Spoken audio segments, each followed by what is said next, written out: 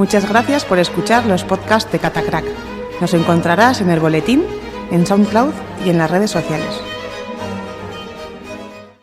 En el equipo del Bar, y él era nuestro compañero, presidente, entrenador y todo. Y quería comentaros, Fonsi y Chema, que también les conozco, los tres son grandes futboleros y tienen el problema que me pasa a mí también, y seguro que os pasa a mucha gente, que os mola mogollón el fútbol, que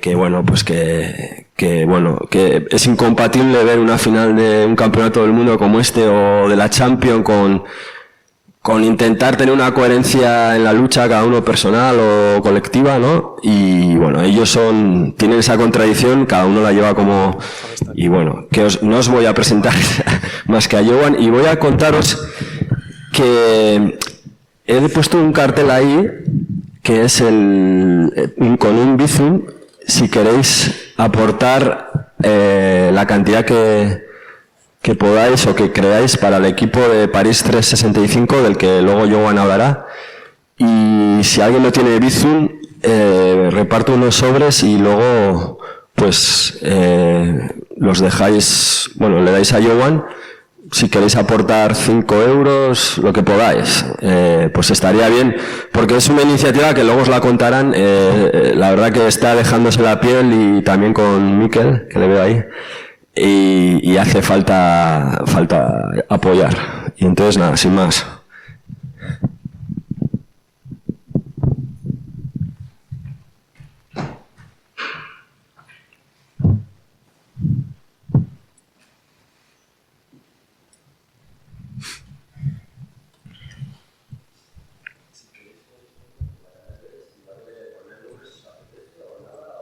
Lo dejas allá en la salida, que no...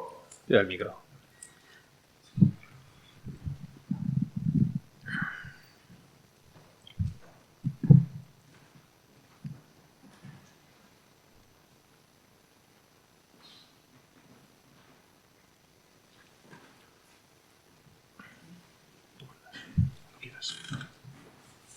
Me dices así cuando quieras.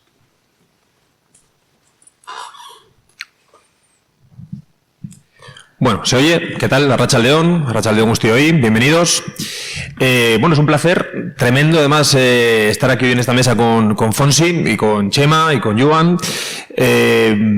Estamos muy contentos, yo creo, de esta obra, diría, periodística de investigación, como es el libro de Fonsi.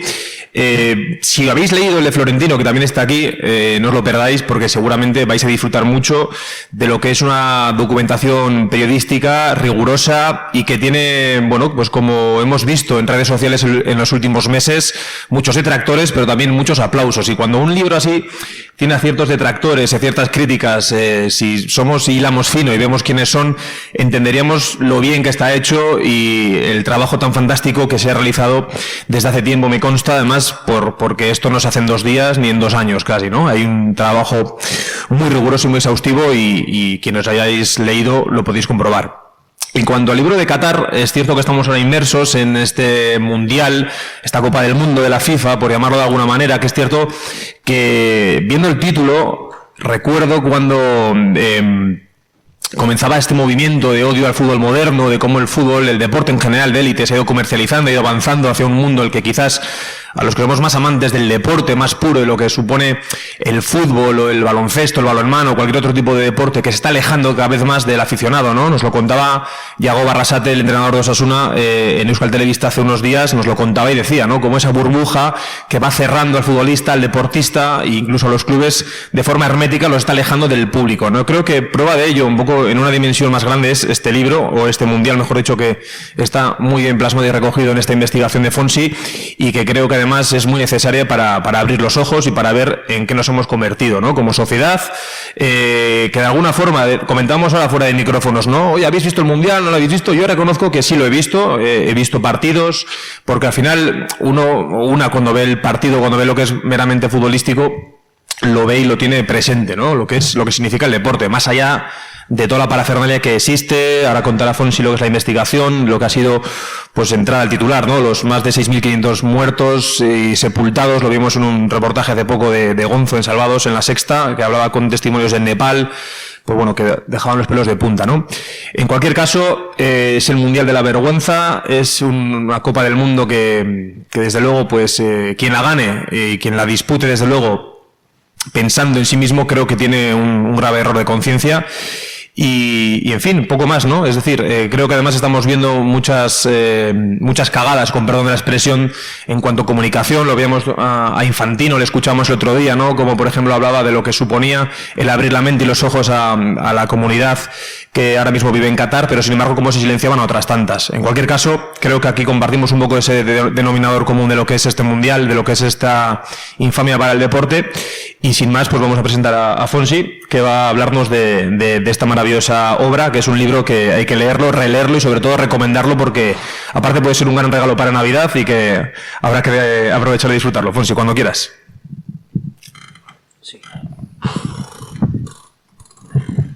Un placer estar con vosotros hoy aquí. La verdad que me gustaría que fuera pues un debate, que hablamos pues turno de palabras y no sea un tostonazo, que ya me estoy repitiendo mucho sobre el Mundial de la Vergüenza y de la infamia de este Mundial de Qatar, que algunos lo están viendo. Yo en mi caso estoy haciendo llamamiento al boicot, pero sí que es verdad que parece imposible. 13 millones de personas en España han visto el último partido de la selección española. Hemos visto esa vergüenza de una pancarta al lado de los aficionados de la selección de nazi, del batallón neonazi Azov, como el puto nazi de Zozulia ha apoyado a esos aficionados supuestamente que se hacían fotos con el batallón Azov, con esa bandera del batallón Azov. Hoy, por cierto, también es el aniversario del asesinato al hincha Jimmy, de esos ultranazis del Frente Atlético que siguen campando en nuestro país a sus anchas y que hacen y deshacen lo que quieren, porque están muy bien vinculados a los que mandan en este país, a Javier Tebas, que es presidente ultraderechista de la Liga, y siguen en los estadios de fútbol como si nada, asesinando también a Zabaleta y haciendo los saludos nazis allá por donde van. En Bélgica los detuvieron incluso.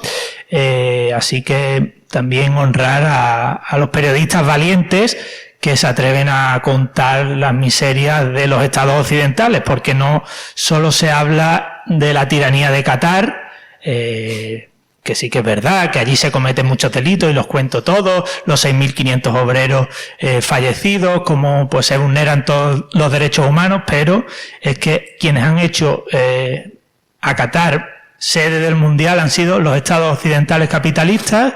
El caso de Sarkozy, por ejemplo, que mientras nos vendía que había que hacer un capitalismo más humano, más inclusivo, él se reunía con el emir y vendía el Mundial a cambio de corbetas y de todo tipo de negocio, de la entrada del Paris Saint-Germain por parte del emir. Y yo creo que también hay que explicar toda esta vinculación de la Casa Real Española con los regímenes tiranos de los jeques árabes, ¿no? Y cómo el reforzamiento de la Casa Real en España vino de la financiación de los países, de estos países tiránicos. En España no tenía si hubieran hecho un referéndum, ya lo dijo Adolfo Suárez, que perdían entre república y monarquía, y fue la financiación de partidos monárquicos lo que llevó a ese reforzamiento. Y hoy lo vemos como nuestro amigo Juan Carlos I, el Borbón, el ladrón, pues está en un paraíso de una isla privada del propietario del Manchester City, ¿no?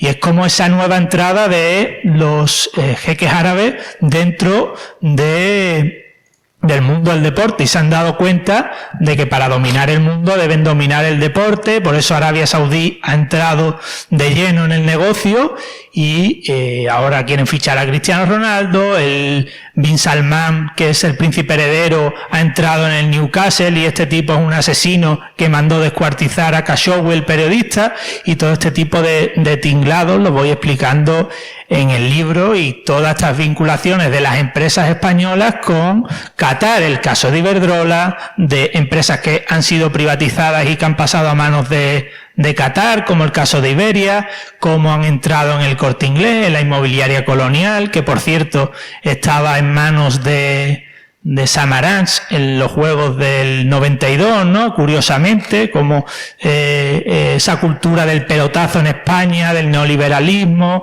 con Boyer, con Solchaga y Felipe González, que empezó en los Juegos Olímpicos, venía de que iba a haber grandes intereses inmobiliarios que se lo iban a llevar los mismos que con Franco. Y esos Juegos Olímpicos de Barcelona, pues curiosamente, el propietario de esa inmobiliaria Colonial era Samaranch y ahora son los catarís. Y esto pues no se suele contar en grandes medios de comunicación porque, entre otras cosas, también controlan Mediapro y el grupo Prisa, los jeques árabes de Qatar. Entonces, pues hay un gran silencio mediático de las grandes empresas españolas controladas por Qatar, que es el tercer fondo con más poder de las grandes empresas del IBEX 35. Así que a mí me gustaría que entre todos pues hagamos un debate, que vayamos hablando y comentando pues cómo podemos hacer un llamamiento al boicot, si creéis que se puede hacer, si creéis que ya es imposible, que está todo perdido porque ya, por ejemplo, no hay futbolistas concienciados, como el único que ha pedido un boicot y que no va a haber el Mundial es el antifascista Eric Cantona, y que ahora pues son unos millonarios prematuros que ya no se puede contar con ellos y solo se puede pues con los clubes de accionariado popular, que sí que han pedido un boicot y que han escrito pues un comunicado que no van a ver este Mundial. Así que me encantaría que entre todos pues hagamos un debate y que sea sano y que entre todos pues aportemos nuestras ideas. Muchas gracias. Bueno, arratsaldeon. Bueno, a mí se me pide que venga a esta charla y que intente explicar un imposible, ¿no? Y es como ser una persona de izquierdas y a la vez futbolero, ¿no? Bueno, a mí, pues, efectivamente me gusta muchísimo el fútbol, bueno, y también me gusta Osasuna, las dos cosas. Entonces, digo que a mí también me gusta Osasuna, pues porque yo de muy crío, pues me llevan al Sadar y me engancho al fútbol, y a mí el fútbol me atrapa desde muy niño y desde entonces pues sigo el fútbol y soy un fanático del fútbol. El problema es que quienes en aquellos momentos nos enganchamos al fútbol, pues nos enganchamos a un deporte que se practicaba como tal, ¿no? Y la gente, aquí igual recordaréis, ¿no? En Iruña, pues todos más o menos hemos conocido pues algún jugador de Osasuna y así, pues porque pues siempre han sido, en aquellos momentos por lo menos, los equipos y los jugadores pues eran algo mucho más cercano, ¿no? Que lo que es a día de hoy. Y bueno, pues sí ganaban algo de dinero, pero era muy típico que cuando un jugador de fútbol se retiraba, pues ya sabéis, lo típico era que o ponían un bar, ¿no? O una tienda de deportes. Estaban un poco los dos gremios, ¿no? El que tiraba, o sea, no sacaban para mucho más, ¿no? Y entonces el fútbol, sí, eran futbolistas, eran conocidos, ganaban una cantidad de dinero, pero seguía siendo básicamente un deporte regulado por las federaciones y con unos criterios pues competitivos, clásicos, ¿no? De los criterios competitivos clásicos de Europa. Desde entonces, para mí personalmente, pues ese fútbol pues me encantaba. Creo que ese fútbol para mí tiene un momento culmen, para mí, que es el Mundial de México de 1986, y de ahí hacia adelante es difícil definir una fecha, ¿no? Pero para mí pues ya se inicia pues un declive, ¿no? Una degeneración en el mundo del fútbol, en el que pasa de ser básicamente un deporte a convertirse en básicamente un producto, ¿no? Un producto mercantil, ¿no? Y mercantilizado. Hay varios pasos que marcan, ¿no? Que suponen un salto en esa en esa trayectoria, como puede ser pues el tema en su momento de la ley Bosman, por la cual ya pues se liberaliza mucho el mercado futbolístico y así. Y bueno, este proceso, yo entiendo que, y acabo enseguida, es un proceso muy paralelo al que vive la propia sociedad. Es decir, para un mundo capitalista, como acabo de explicar Fonsi, pues tenemos un fútbol capitalista, igual que tenemos pues una música en muchos aspectos capitalista, un cine capitalista o una literatura también muy mercantilizada, ¿no? Entonces, el fútbol evoluciona hacia ahí y lo que te contaré, o sea, lo que queda aún por venir. Entonces hemos pasado de equipos muy pegados a la tierra, con aficiones, con un sentimiento muy fuerte y demás, pues a unos productos cada vez más comerciales, y la tendencia que quieren marcar además cada vez es más esa, ¿no? Al final, por ejemplo, proyectos como el de la Superliga de Florentino, pues son pasos en esa dirección, ¿no? Y el mundo cada vez se globaliza y se mercantiliza más, y el fútbol también, ¿no? Y yo creo que los próximos pasos van en ese sentido. Creo que van a evolucionar cada vez más hacia competiciones más alejadas aún de lo que son los equipos, digamos, reflejando identidades, ¿no?, colectivas, territoriales, sino ya los equipos como empresas, en un modelo muy parecido pues al que puede ser el de la NBA, ¿no?, de las franquicias. Y incluso yo preveo incluso cambios en los formatos, incluso por ejemplo pues de la duración de los partidos o de cómo se vayan a regular las victorias y demás, tirando hacia un espectáculo, digamos, pues tipo circense, o sea, con todos los respetos a la gente del circo, pero digo, pues por ejemplo, yo cuando han iniciado el fútbol en Estados Unidos, pues al final de los partidos, pues los Yankees añaden cosas como pues jugadas de uno contra el portero por parte de un minicampeonato de uno contra el portero, o sea, cuestiones que son espectáculo ya con un balón, pero que no tienen nada que ver con lo que es el fútbol, tal y como lo entendemos quienes siempre hemos amado este deporte. Entonces, bueno, ahora hablamos, ¿no?, de qué podemos hacer ante eso, pero creo que nuestra postura ante el fútbol debe ser la misma que ante la sociedad en general, es decir, una postura crítica. No creo que se puedan dar cambios en el mundo del fútbol si no se dan cambios a nivel social. Es decir, el fútbol, o sea, los mercaderes nos han robado el fútbol al pueblo, y la única forma de recuperarlo será recuperar, pero el poder que nos han robado en general.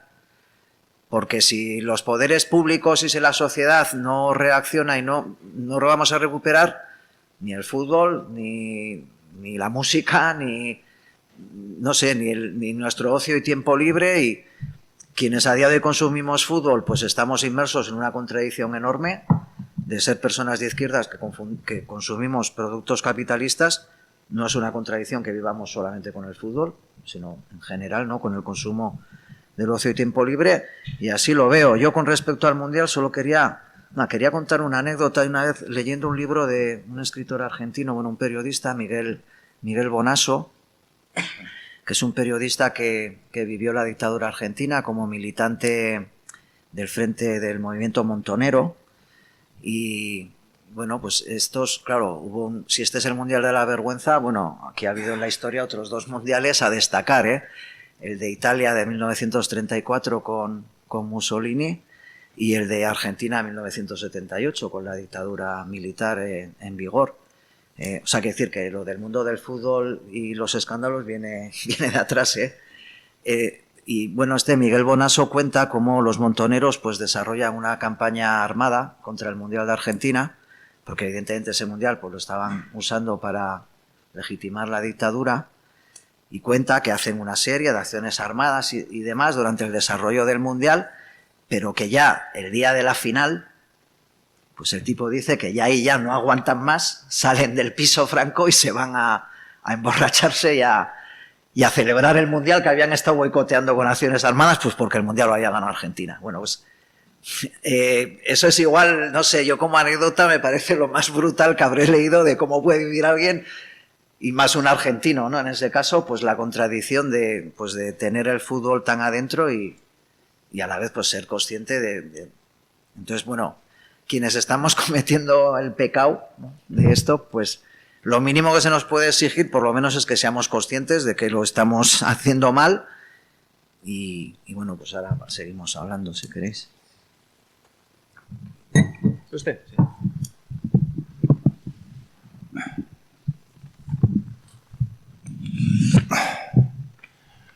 Muy buenas. Y no había preparado el discurso de nuestro equipo de París 365. Bueno, evidentemente estoy muy de acuerdo con Fonsi y con Chema. Estos mundiales, aparte de una vergüenza, es muy poco ético. ¿A quién se ocurre montar unos mundiales en un terreno, pues como diría Navarra de grande? Hacer 8 o 9 estadios para 50.000, 60.000 personas. La pregunta es, Qatar no tiene fútbol, no tiene cultura de fútbol. ¿Qué van a hacer con esos estadios después? He visto muy poco. He visto Marruecos ganar a Bélgica. ¿Por qué? Por mis chicos. He visto Senegal ganar a Ecuador. ¿Por qué? Porque nuestros chicos. En 2010, era 2 o 8 de diciembre, Fonsi, bueno, cuando se tomó la decisión, era 8 o 2 de diciembre de 2010, yo lloré porque dijeron que en 2018 Rusia iba a ser organizador del mundial. Es la primera vez que se hacen 2 signaturas de mundial en el mismo día. Lloré un poco cuando le hicieron Rusia, cuando luego Qatar, pues entonces no sé. Bueno, me sentía que me habían robado algo de lo más bonito que tengo.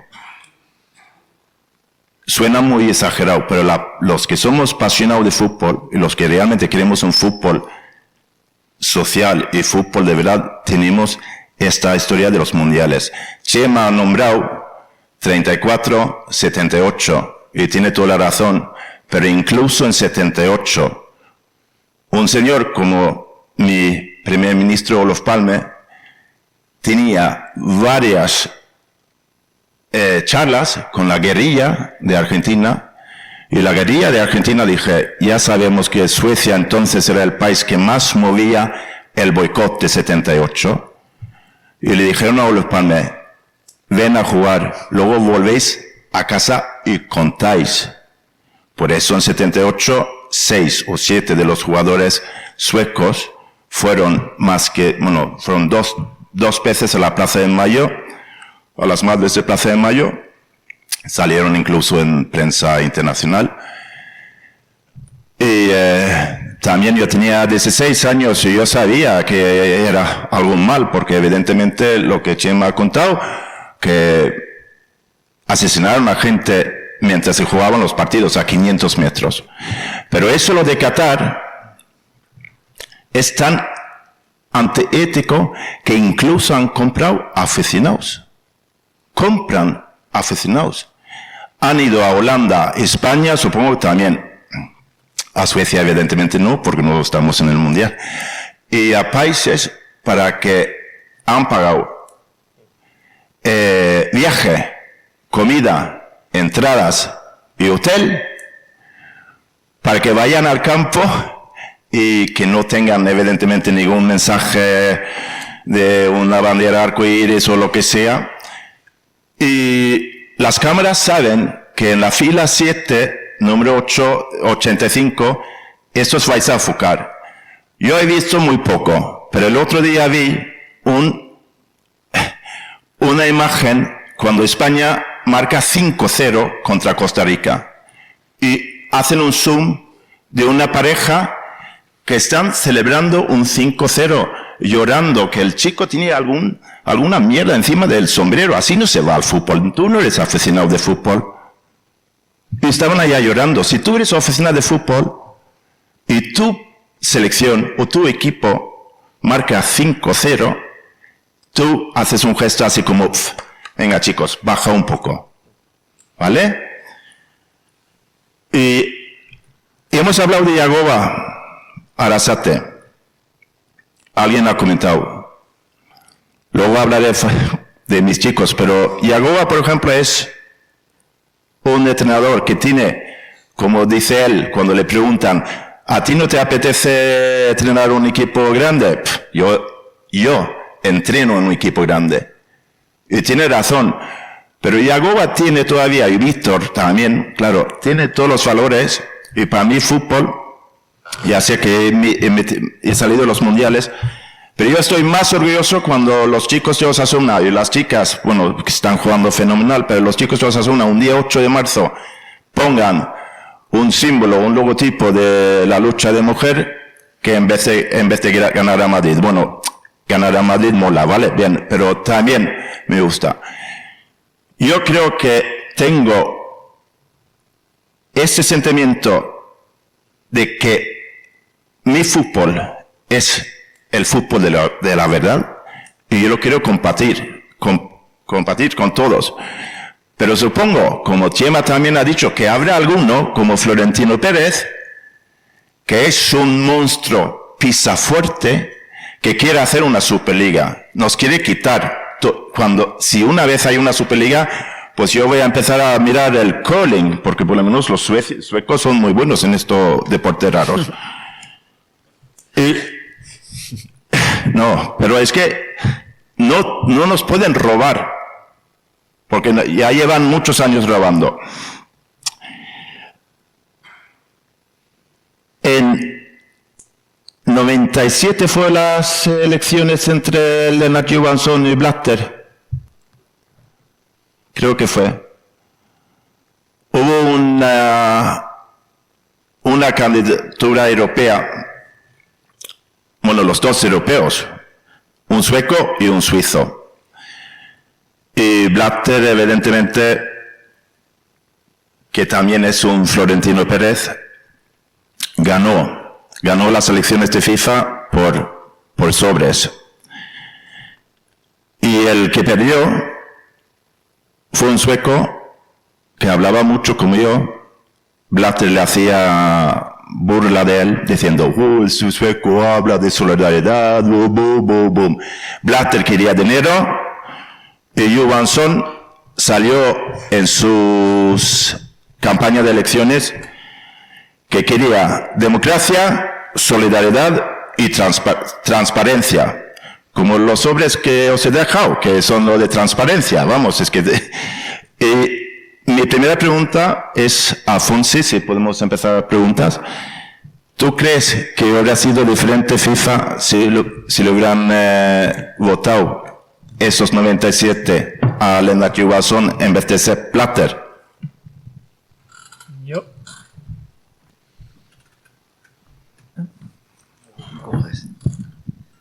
Probando.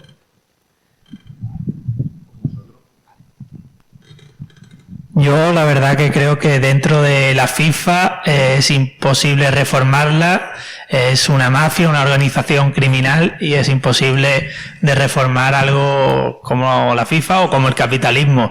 Por tanto, yo creo que el fútbol como negocio se ha demostrado que es una organización del crimen en la cual los equipos de fútbol, los futbolistas tienen su dinero en paraísos fiscales, lo ha demostrado Rui Pinto, hacker de Football Leaks, y el único que ha entrado en prisión después de demostrar que Cristiano Ronaldo, que Messi, que Neymar tienen dinero en paraísos fiscales y no pagaban Hacienda, ha sido Rui Pinto por mostrarlo a través de Football Leaks, como ha ocurrido con Julian Assange con Wikileaks. Así que, por tanto, yo creo que es imposible cambiar la FIFA desde dentro. Incluso Infantino también tenía discursos de que había que reformar contra Blatter, cuando él era otro de los que estaba dentro de esa propia mafia,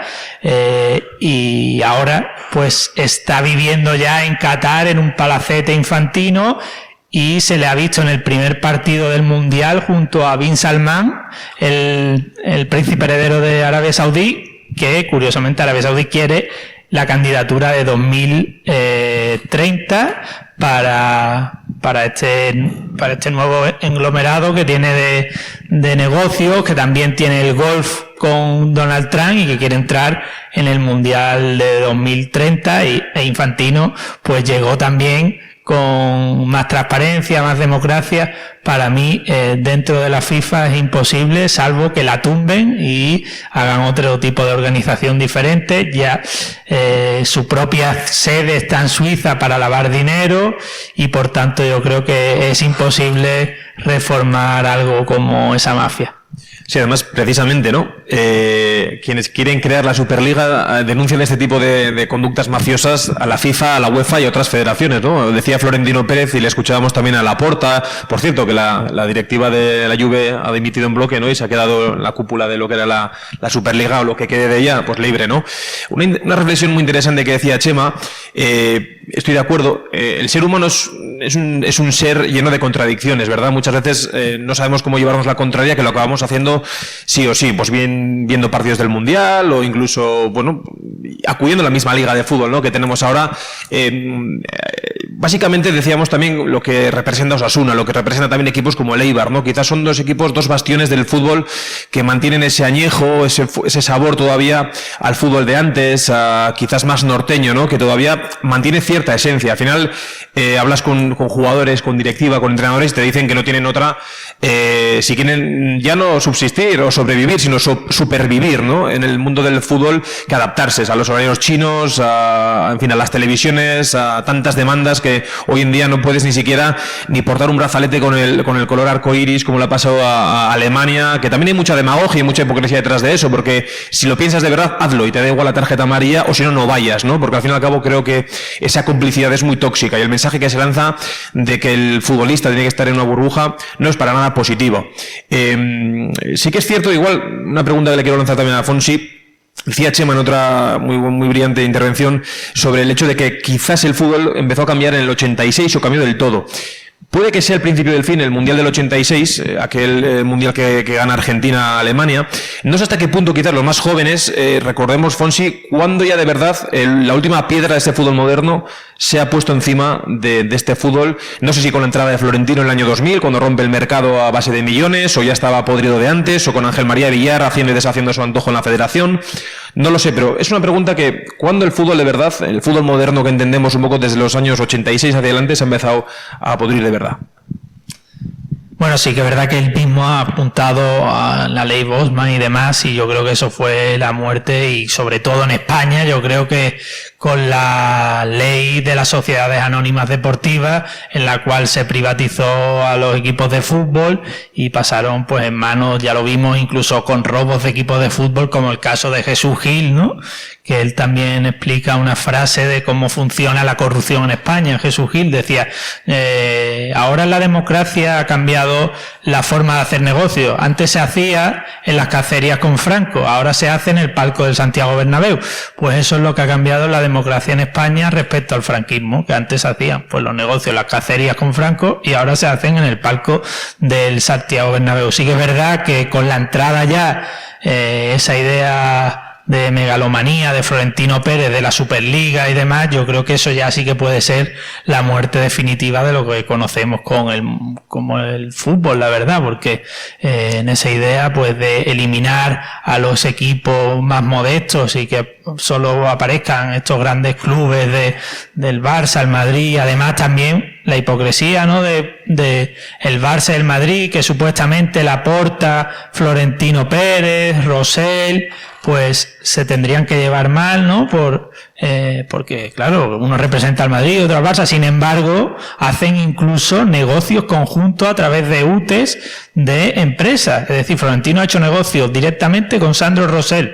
Es decir, los que están en los palcos tienen una conciencia de clase brutal, y entre ellos se defienden mientras utilizan el fútbol para que la masa, el pueblo, pues como opio, esté pues peleándose mientras ellos conjuntamente hacen ese tipo de negocio. Ahora que han entrado fondos buitres norteamericanos en el Barça, en el Madrid, y hacer pues caja mientras hacen como que se están peleando. Así que mostrar ese cinismo por parte de los que están en los palcos, porque yo lo que creo que existe en el mundo del fútbol actualmente es como por una parte una trama mediática en la cual los que están en los platós pues quieren embrutecer a los aficionados y no hacerlos más cultos, y por otra parte una unión entre los que están en los palcos y la desunión absoluta a través de pues de lo que se utiliza el fútbol para dividir y para pues que la gente pierda esa conciencia social que se consigue a través del tinglado del negocio que han montado con el fútbol. Chema. Claro, el problema es qué hacemos, ¿no? Es decir, porque en el análisis seguramente estamos de acuerdo todo el mundo, ¿no? Pues dices, bueno, y entonces frente a eso, ¿qué? Claro, esa es una pregunta complicada, pero es que claro, es tan complicada como la pregunta de frente al capitalismo, ¿qué? ¿No? Pero al final las dos cosas van tan unidas, van muy unidas. Yo veo que, o sea, porque se vende todo el paquete, va todo el paquete. Es decir, por ejemplo, las plataformas digitales, las grandes empresas de comunicación venden un paquete, o sea, lo típico, ¿no? El típico anuncio de fútbol, más series, más pelis, más tal, tanto. Y ahí va todo. Y va todo en una misma contradicción, porque el partido de fútbol tiene detrás lo que tiene, pues que la serie de Netflix, Narcos. Joder, qué diver, ¿no? Súper divertido ver capítulos de narcotraficantes cargándose a... Es súper divertido.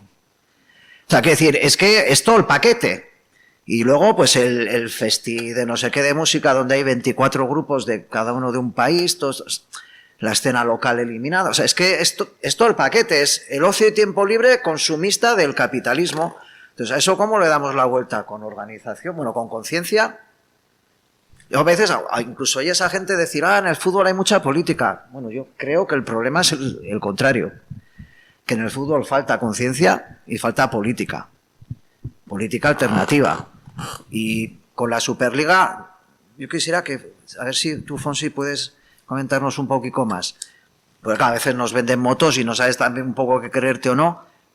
Hay un intento de Superliga, la paran y parece ser que uno de los factores pudo ser el rechazo de los hinchas de los equipos ingleses. Pero interesante lo del fútbol inglés, sí, pero la verdadera Superliga es la Premier League, si nos damos cuenta. Porque los clubes Estado están realmente en Inglaterra, muchos de ellos. Lo decía también Fonsi, tienes al Manchester City, al Newcastle, equipos que tienen detrás un club Estado como lo que son, y ahí tienes una Superliga también que de alguna forma por algo la rechazaron. Sí, lo que quiero decir es si realmente los hinchas tuvieron una incidencia o no en la decisión. Sí. Yo creo que sí. Es más, salieron a la calle en masa y hubo pues decisiones políticas que hicieron que no se llevara a cabo, como por ejemplo al ver ese apoyo masivo que incluso llamaron Fuck Pérez, cantaban contra Florentino Pérez, aficionados del Chelsea y demás, y que es verdad que están oligarcas metidos ahí, y entonces pues los que gobernaban entonces tuvieron que decir qué hacemos con esto, y les dijeron a los jeques árabes, a los oligarcas rusos, que si se iban con la Superliga hacían lo mismo que en Alemania. En los clubes de Alemania no pueden tener más del 51% del accionariado. Por tanto, se echaron atrás los equipos que habían apoyado esa Superliga gracias a que los hinchas pues británicos se echaron a la calle en contra de esta vergüenza de Superliga. Es que es la última esperanza del fútbol para mí son los hinchas. O sea, es el resto que queda del fútbol de antes. Es decir, o los hinchas, los seguidores se organizan o si no, pues seguiremos perdiendo. Yo no sé si sabemos, quienes estamos aquí presentes, cuánto cuesta una entrada de fútbol hoy en día en el Sadar. Chema, tú que eres más futbolero, ¿cuánto vale una entrada? Un abono, por ejemplo. Pues un abono, por ejemplo, yo que tengo uno sencillico, pues unos 300 euros. ¿Y una entrada de un día normal qué puede costar? ¿80 euros? Las más caras, pero las más baratas pueden valer en torno a 25 o 30 euros. Pero claro, eso es Osasuna. Y una camiseta de fútbol, por ejemplo, que estamos viendo, camisetas de fútbol, no de Osasuna, de Eibar o de equipos como de Athletic Club o Real Sociedad o equipos más cercanos. Hablamos de camisetas de 160 euros. O sea, vosotros imaginad y vosotras imaginad cuando alguien va a un estadio con la familia, con los hijos, con las hijas, con las sobrinas, con las nietas, con quien sea, y tiene que, muchas veces como cuando íbamos al cine, ¿no? Cuando éramos más chiquis y vas con el pack de las palomitas, con la entrada, con todo, era una pasta. Pero qué pasta es hoy ir al fútbol, ¿no? Es decir, vemos los estadios maravillosos, los césped. Yo echo de menos ese césped que estaba, pues, barrizal auténtico, destrozado, ¿no? El olor a puro un poco, pero, es decir, se ha ido quitando todo un poco ese fútbol, ese sabor de todo lo que era, incluso en el inconsciente colectivo que tenemos todos, lo que era el fútbol de antes, y lo vemos y decimos, joder, qué aséptico se ha vuelto todo, ¿no? Parece que nos decía también Chema, ¿no? Parece que con ese pack, de alguna forma, nos anestesian para no tener una conciencia. Decía que falta política y falta conciencia. Quizás hay demasiado politiqueo en los palcos, ¿no? Incluso dentro de lo que son hasta los propios clubes, ¿no? Llama la atención eso, ¿no? Que Barça y Madrid se odian, digamos, de cara al público, pero luego en privado hacen unos negocios que alucinas, ¿no? Son los únicos dos todavía que se mantienen en pie de la Superliga. En fin, es una historia muy curiosa la de tener que ver hoy en día lo que se ha convertido el fútbol, el mercado que tiene detrás, y eso que creo que conocemos un poco gracias a tu libro, precisamente a tus libros conocemos algo más, pero básicamente es la escarcha de la punta de un iceberg que apenas vislumbramos, porque lo que hay detrás son técnicas ya muy mafiosas, incluso de amedrentar a periodistas, de comprar a periodistas, de darles programas por la noche para que se griten y se insulten y hagan unos el paripé y otros también, y como en las redes sociales también se posiciona, ¿no? Cómo se ha linchado a futbolistas, cómo se ha señalado a periodistas, a futbolistas, a quienes no piensan así, y se les ha silenciado, ¿no? Incluso hasta llegar a un punto de que decía, no voy a decir su nombre, pero un periodista muy famoso decía hace poco que Florentino Pérez atesoraba cabezas de periodistas en su despacho, ¿no? Bueno, pues esto ya pasa dentro de lo que es el fútbol, pero también pasa dentro de lo que es la vida más social. Te paso el micro a ti a mí, que estoy hablando demasiado. Johan, no estás hablando tú nada. Bueno, da igual. Lo que quiero decir es que te voy a contestar a Mayur, que el fútbol sí tiene un precio alto. Los Chema y yo, que somos socios, yo desde hace 35 años en Osasuna, pues sí, pago 440 euros al año para ver todos los partidos. Pero cuando hablamos de que el fútbol sí, las camisetas, el abono, pues las entradas, yo como respuesta puedo decir una cosa. Este fin de semana no hay partidos por el puente foral. Ahora me estáis mirando qué partidos. Porque evidentemente no hay liga por los mundiales. Pero si queréis ver fútbol, os invito el 10 de diciembre que juega París 365 en Sarreguren a las 7 contra Hostal Don Javier. Esto lo hago en plan un poco ironía, pero cada vez es mi fútbol. Evidentemente voy a seguir hincha de Osasuna o aficionado. Voy a luchar por un fútbol, pero yo cada vez estoy más. Cuando yo veo estos chicos que han venido de Marrakech, de Casablanca, de Dakar, de Alger, para intentar hacerse un hueco en una vida en Pamplona, cuando yo le veo la felicidad con ellos, con el balón, es como que ya, quitando a Osasuna, lo demás que sale en la tele casi a mí da igual. Fútbol moderno, creo que hemos perdido un poco, perdido bastante. Pues va ganando el partido, ¿no? Pero yo personalmente he recuperado desde hace 6 meses cuando empecé a entrenar con Miki Lezazo a esos chicos en la Vuelta a Castillo. Luego ahora ya estamos entrenando en la Ravide, jugamos cada sábado en Sarreguren o si no Amigo.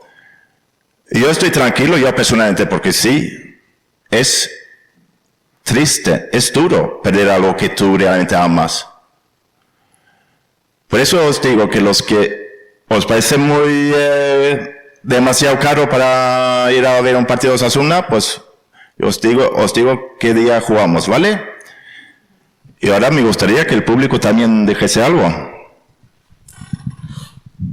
Pues, Fonsi, si quieres hacer alguna apreciación más de cara al libro, si no, abrimos ya turno de preguntas para quien quiera. Pues sé que venía por el micro, me parece.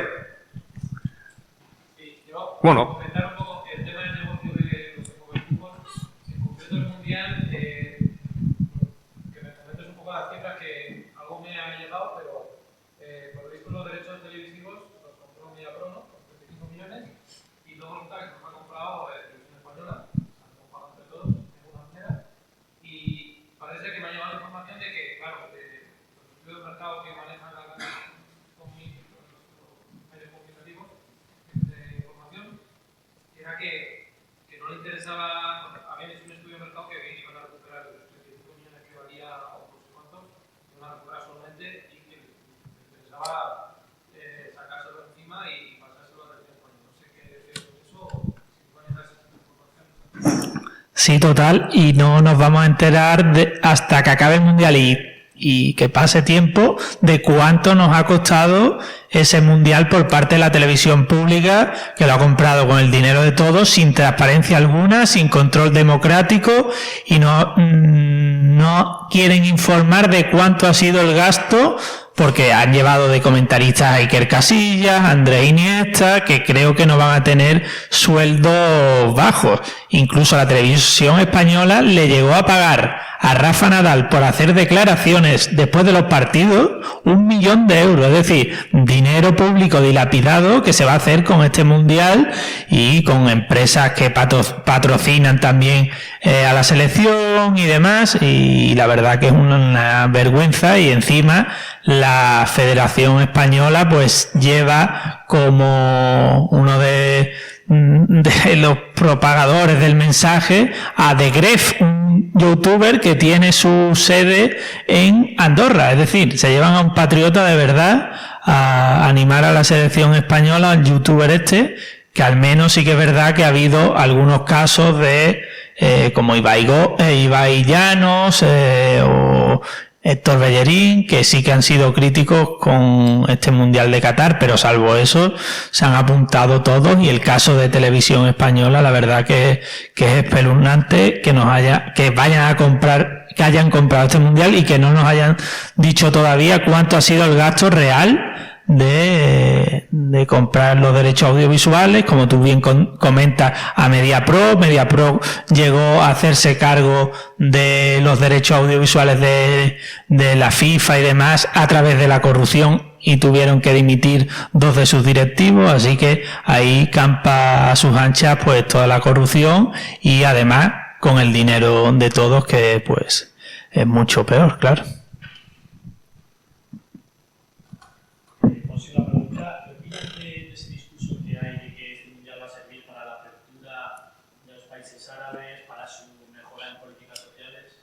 Bueno, eso es una estafa que nos cuentan, de que va a servir para...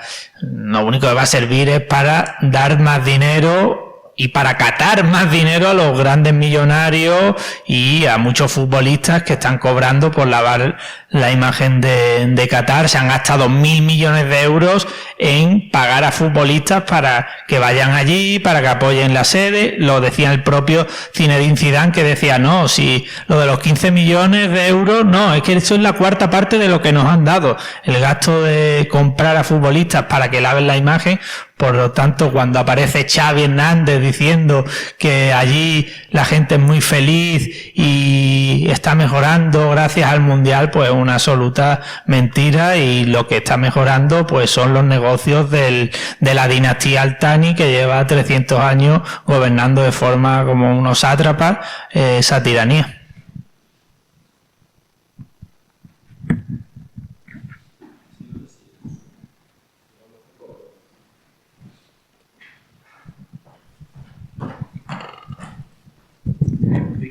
Yo creo que, bueno, más allá del tema de la economía, del negocio, yo creo que quiero hacer una llamada autocrítica a la izquierda con el fútbol, y es una lección que aprendí de Joan allá por los años 90, ser futbolero en ambientes de Iruña de lo viejo y politizados era una especie de... No podías decir que te ibas a... De hecho, yo dejé de ver fútbol cuando estaba militando y luego volví en la cárcel, ¿no? Entonces Joan montó un equipo de fútbol en el bar y bueno, volvimos un poco al tema de Osasuna, a jugar, y recuerdo una vez que hubo una charla que organizó un partido político que era Bacharre y vinieron una persona como Ángel Capa, que era el segundo del Real Madrid, con Valdano, vino Chingurri Valverde, que era jugador profesional, y un árbitro que era Andrada Sasurmendi. Y en aquel debate, no me acuerdo mucho, pero estábamos como 15 personas, algunos antifútbol, ¿no? Porque yo iba a Bilbao y allá la gente del Athletic, da igual quién, lo llevaba con orgullo, todo el mundo preguntaba, ¿qué ha hecho el Athletic? Y aquí era pues un poco como, pues eso, ¿no? Había que estar sin salir en el armario. Yo creo que el fútbol, la izquierda, como muchas cosas, creo que la ha dejado precisamente a las fuerzas reaccionarias, a la derecha más casposa, el tema del fútbol. Y si tú vas al origen, que es lo que hemos intentado hacer con Osasuna, en esta Iruña conservadora de los años 20-30, el último reducto republicano estaba en la junta directiva de Osasuna, en la que 4 que ascendieron a la primera división los asesinaron no porque fueran de Osasuna, pero tenían un perfil cultural, político, social y deportivo, y eran fundadores, algunos de ellos, aunque convivían también con gente derechista, ¿no? Golpista. Y luego hay casos de los que la gente desconoce, pero en la Primera Guerra Mundial el fútbol paró una guerra. O sea, en las trincheras, y se ha sabido ahora, los militares censuraron las cartas que mandaban los soldados franceses y de Prusia y los que mandaban a las familias que habían parado el día de Navidad y lo primero que hicieron fue jugar a fútbol. Y después de 2 días jugando a fútbol, otra vez a pegarse tiros. O lo que cuenta este periodista polaco, ¿no? Que, pues quiero decir, está el movimiento de Brasil contra la dictadura de la democracia corintiana. O sea, hay ejemplos que no conoceremos más que 4 frikis pero que no se ha querido contar, y realmente con la pasión que despierta el fútbol a nivel del mundo, lo mismo que sirve para producir más capitalismo, se pueden hacer un montón de cosas, que es lo que está haciendo Joan con el equipo, que la experiencia que os estaba contando del País 365, que yo creo que en Iruña hay que impulsarla de una u otra manera con el apoyo que podamos, vamos, haciendo una peña o lo que sea.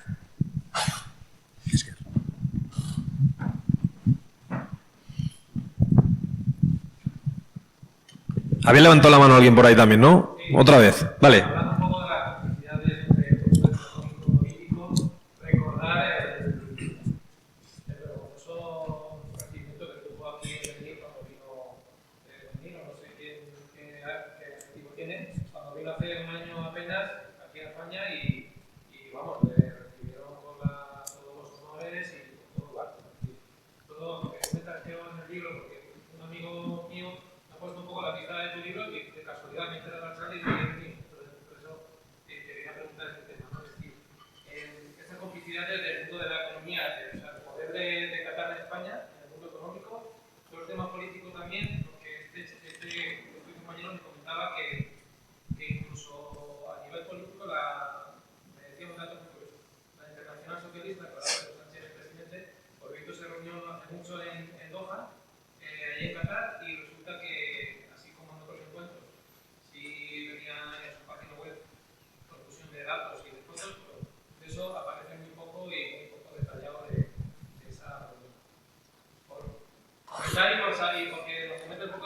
Sí, la verdad que cuando llegó el emir de Qatar a España en mayo, cuento en el libro cómo se le pone la alfombra roja, cómo se le pone la medalla del Senado, del Congreso, de la Villa de Madrid por parte de Almeida, e incluso también explico cómo Nadia Calviño, ministra de Economía, ella supuestamente feminista de quita y pon, que dice que ella no se hace fotografías cuando solo hay hombres, esa es su medida feminista, supuestamente. Cuando llegó el emir de Qatar, salió ella junto a todos los jeques árabes y demás, sin mostrar ningún tipo de rubor y haciéndose la fotografía, porque ponían 7.000 millones de euros que van a invertir los jeques de Qatar en inversiones que tienen en España. Como he dicho, son el tercer fondo con más poder dentro del IBEX 35 y cada vez son los máximos accionistas de Iberdrola en España,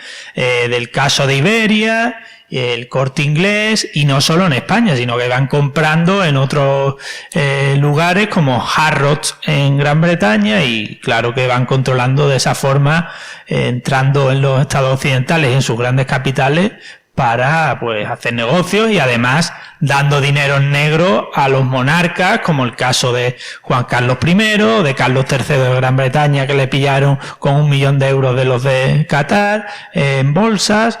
Así que el caso de Juan Carlos I, por ejemplo, aparece dentro de la libreta del excomisario Villarejo, que supuestamente cobró 100 millones de euros de comisión por esas obras de Villarmir, el tipo que fue vicepresidente de España por gracia de Juan Carlos I y marqués por gracia de Juan Carlos I, pues hizo un hospital allí en Qatar, y Juan Carlos pues cobró 100 millones de euros, y así se han hecho ese tipo de negocios de grandes empresas en las cuales ya está entrando el capital de Qatar, y dentro de poco pues serán el primer fondo del IBEX 35.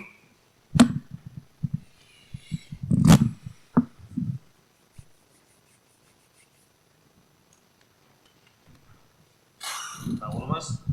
Chema, ¿algo que aportar? ¿Alguna cosilla más? No, yo no sé. Yo quisiera que... Es que no... O sea, es difícil, ¿no? O sea, ellos han llevado el Mundial a Qatar, ¿no? Nos lo han robado. Encima han tenido la indecencia hasta de cambiarle, ¿no? La fecha, los que somos futboleros de toda la vida. El Mundial es en verano, además acaba en San Fermín, joder, ¿no? Y pues... Cuando hacen eso dices, bueno, van a ir a jugar. Yo me identifico mucho, le leí a Jorge Nagore, ¿no? En el diario de Noticias, en su columna, ¿no? Que ponía, no voy a decir que no voy a ver el Mundial porque me conozco, ¿no? O yo me identifico, ¿no? O sea, yo ya sé que lo voy a ver, ¿no? O algunos, Argentina ya sé que lo voy a ver. Entonces me digo, ¿qué podría pasar en Qatar, ¿no? Para que les reviente. Pues yo creo que dentro de Qatar posiblemente nada, ¿no? No sé. A mí me gustaría, fíjate que jamás pensaba que podría decir esto, ¿no? Pero no me importaría que el Mundial lo ganase Francia, solamente por una razón, y es que dentro de que desde luego los grandes futbolistas pues están en este charco chapoteando como los primeros, pero Kylian Mbappé, aunque es una de las estrellas pues mundiales, ¿no? En concreto pues el líder de Francia y tal, pues últimamente ha hecho dos cosas que a mí me han gustado mucho, ¿no? Bueno, la primera no fichar por el Real Madrid, pero la segunda, Kylian Mbappé ha declarado públicamente, o sea, ha confesado públicamente su relación con una persona, su relación sentimental con una persona transexual. Yo creo que es el primer futbolista de esa dimensión que lo hace. Hombre, sería curioso que le tuviesen que dar la Copa del Mundo a Kylian Mbappé. Lo gestionarán, como lo gestionará el propio Mbappé. Pero no sé, igual salta por ahí alguna cosa, no sé. Todavía habrá sorpresas, ¿no? De verdad que Mbappé es... bueno, Qatar es propietario de Mbappé. Claro. Claro, entonces poco puede hacer. Pues fíjate también, ¿no? Claro, los catarís también... Bueno, claro, es que eso es ética... ¿no? Por parte de los grandes futbolistas, yo creo que ya desde Eric Cantona no podemos esperar nada. Ya. Debe ser de los hinchas, como tú has comentado, pero por estos grandes multimillonarios que se han convertido hoy, porque ya son casi señores feudales. Y el caso de Mbappé, él mismo llegó a decir hace poco de que él se reía cuando le preguntaban si iban a utilizar el tren. Porque claro, ellos viajan en vuelos privados y además contaminan que te cagan los futbolistas y no pasa nada. Ahí van con sus jets privados y ellos con sus yates, y creo que de ese tipo de gente no podemos esperar absolutamente nada, salvo que tengan sus cuentas en paraísos fiscales. Otra cosa no podemos esperar de ellos, porque lo hemos visto en Brasil. Es que todos han apoyado a Bolsonaro. Donato, Robinho, Neymar, todos los futbolistas, salvo el caso extraordinario de Juninho Pernambucano, que sí que ha dicho que le pareció una vergüenza que acabaran gente que viene de abajo apoyando a fascistas. Salvo ese caso, todos se han puesto de lado de la ultraderecha, y no podemos esperar nada por parte de los grandes capitalistas que son hoy los futbolistas, que ya no son futbolistas en sí, son casi empresarios. Son empresarios de sí mismos, se venden y son pues semidioses, pero a la vez son también esclavos de ese capitalismo en lo cual pues se han metido, y lo primero además que hacen es abandonar sus barrios. Eso lo decía, creo que Owen Jones en el libro de Chaps, La demonización de la clase obrera, que explicaba que, claro, los futbolistas lo primero que hacen, el primer contrato, es huir del barrio del que provienen, y le están diciendo a sus compañeros que claro, no somos iguales, y claro que no somos iguales los ricos y los que no lo somos, por supuesto que no. Por tanto, son otra clase social, y ya pues defienden a los que les dan el dinero, y que es mucho, ¿no? Que son, Mbappé ganará creo que 100 millones de euros al año, ¿no? Entonces, de ese tipo de gente no podemos esperar nada, salvo de los aficionados. Iván, dale. No era solamente reflejar una cosa que comentó Chema, que tiene razón, que es muy raro ver un mundial que no vemos, pero es raro que un mundial se celebra en noviembre, diciembre. ¿Por qué? Porque hace mucho calor en Qatar. Pero mira qué absurdo es todo. Que hace calor para jugar fútbol, pero construir 8 estadios que no va a hacer falta jamás, soldar, llevar cemento, y no estoy hablando de 2 por 45 minutos con una próloga, estoy hablando de 10, 12 horas al día. Es tan absurdo todo, porque ellos sí trabajaron en verano en Qatar y perdieron la vida, claro. Las cifras sabe Fonsi mucho más que yo. Bueno, hablan de 6.500, 7.000, Guardián dijo 10.000. Pero es que ¿cómo podemos llegar con una cosa tan bonita que es fútbol? Llegar a esto. Y Mikel Huarte ha dicho que lo hemos dejado el fútbol a gente que no debería llevarlo. Porque el fútbol es muchísimo más que eso. Fútbol es lucha.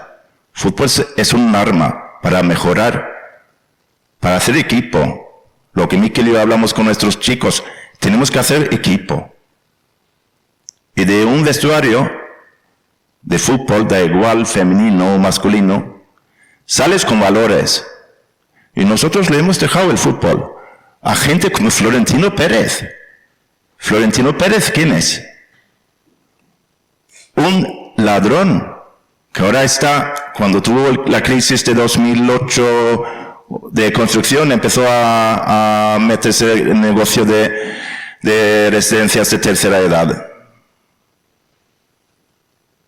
¿Dónde murieron nuestros ancianos? ¿En qué residencias murieron con el COVID? Solos. En residencias de gente como Florentino Pérez. Y nosotros todavía decimos amén. no hay ni una ventana rota, no hay ni una manifestación.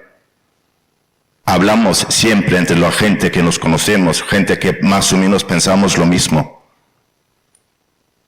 Y hemos perdido una cosa tan bonita que se llama fútbol. Miquel y yo, personalmente, lo siento que soy perma con lo de París 365, pero lo hemos recuperado. Después cada entrenamiento, después cada partido. Yo dedico todos los días, porque siempre hay algo. Si no vas a ir al médico, por cierto, un dato, hemos conseguido un seguro para gente sin papeles, un seguro deportivo. Somos los únicos en todo el mundo. Entonces, siempre hay algo, o incluso ir a echar un café. Eso sí es fútbol, lo demás nos han robado.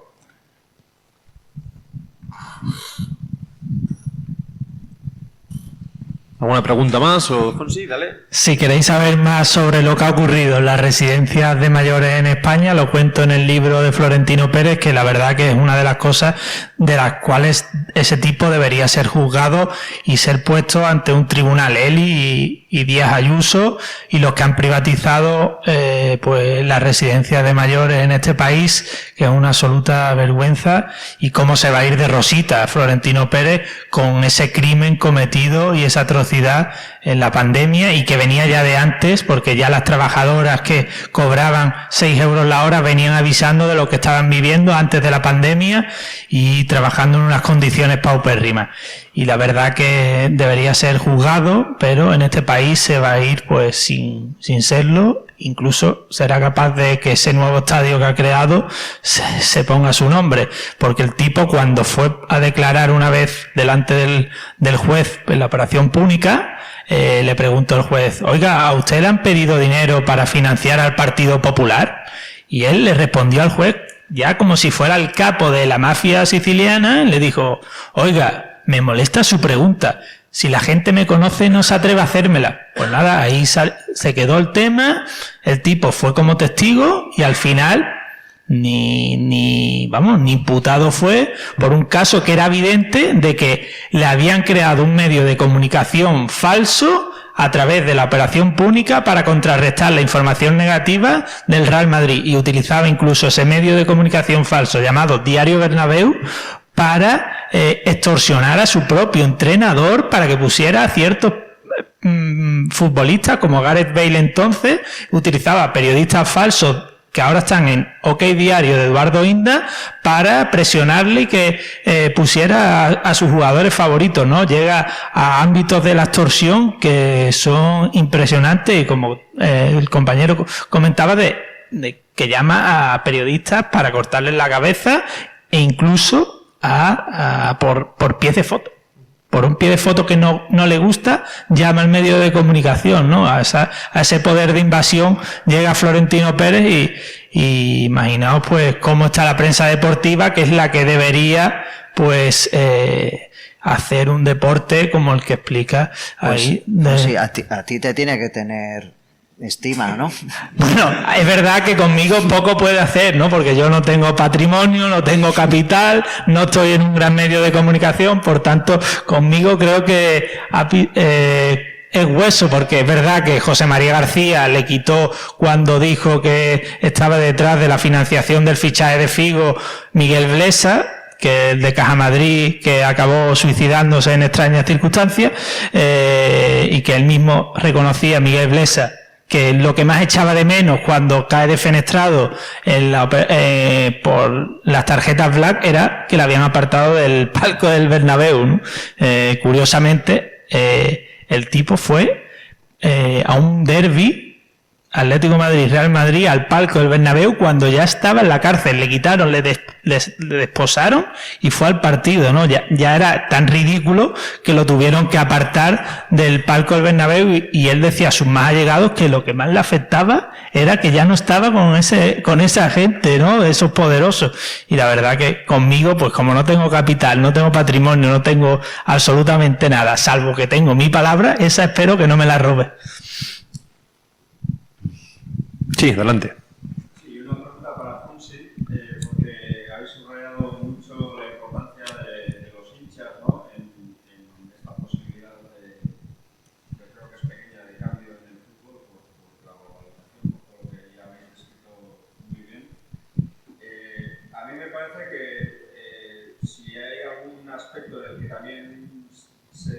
mucho borreguismo por hablar rápido es el fútbol, ¿no? Y los hinchas.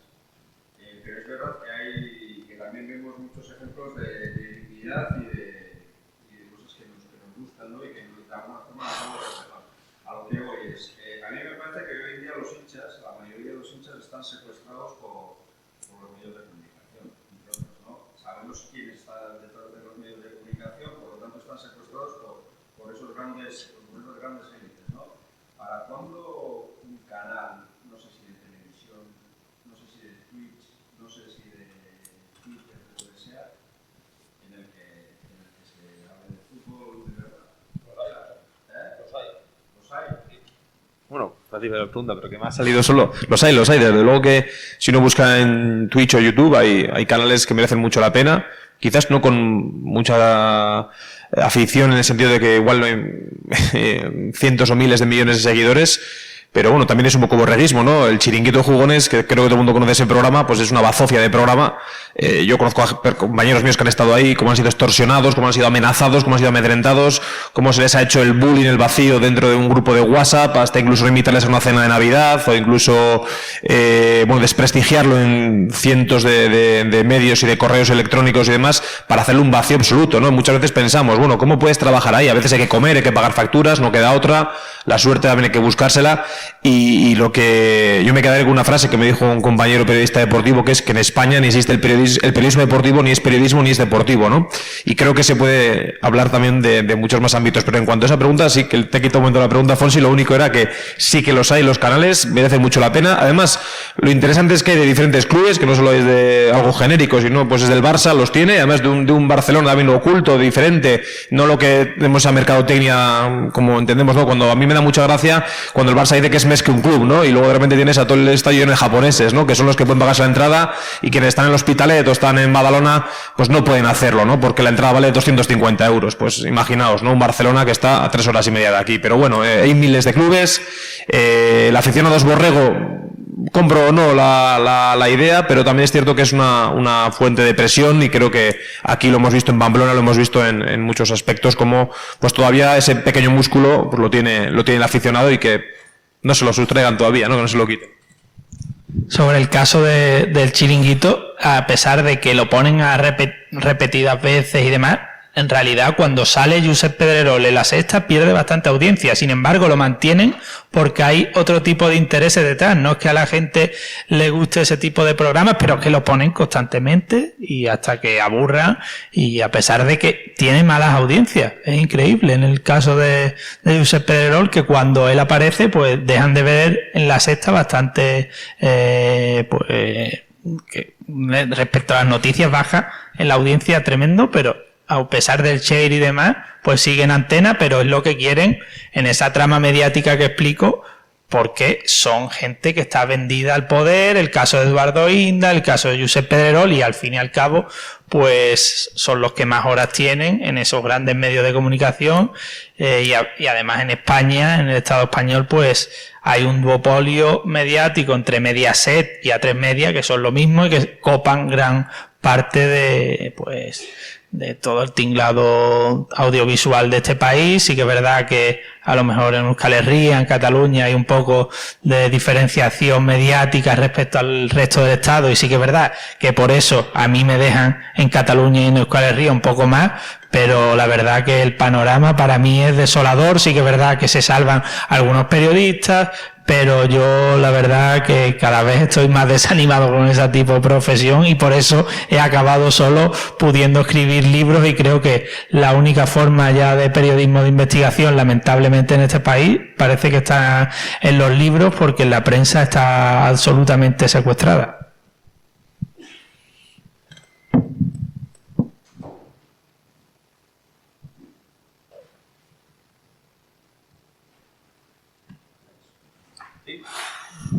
¿Todo bien? ¿Despedimos?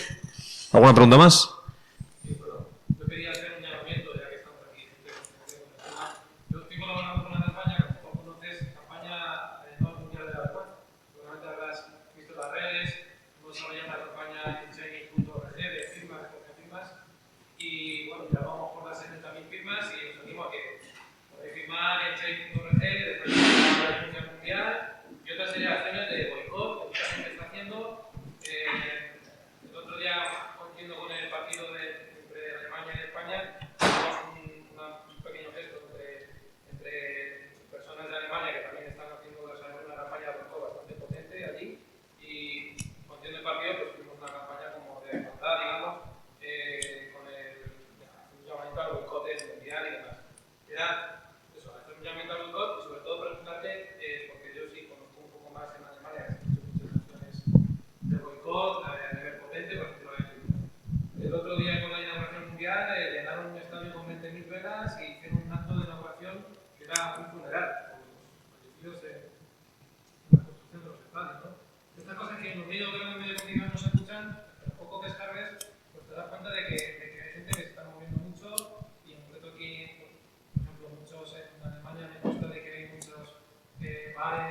veía que se está negando a poner el tema del fútbol en transmitirlos y demás.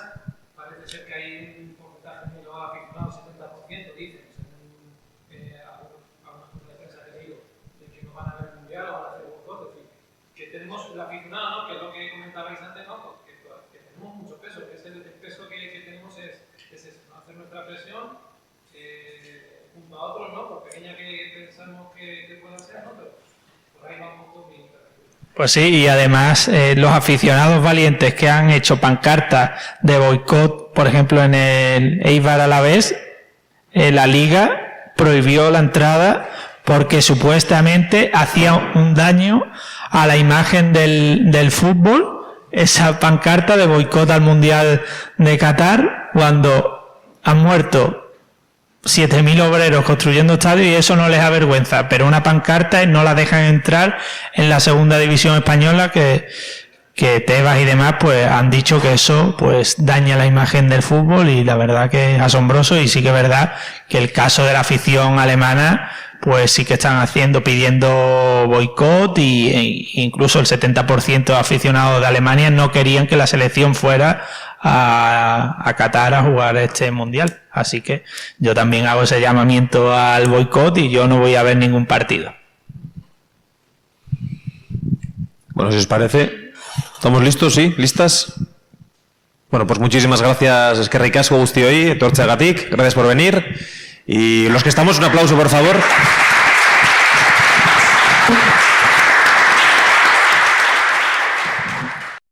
Gracias por acudir a los debates virtuales de Catacrack.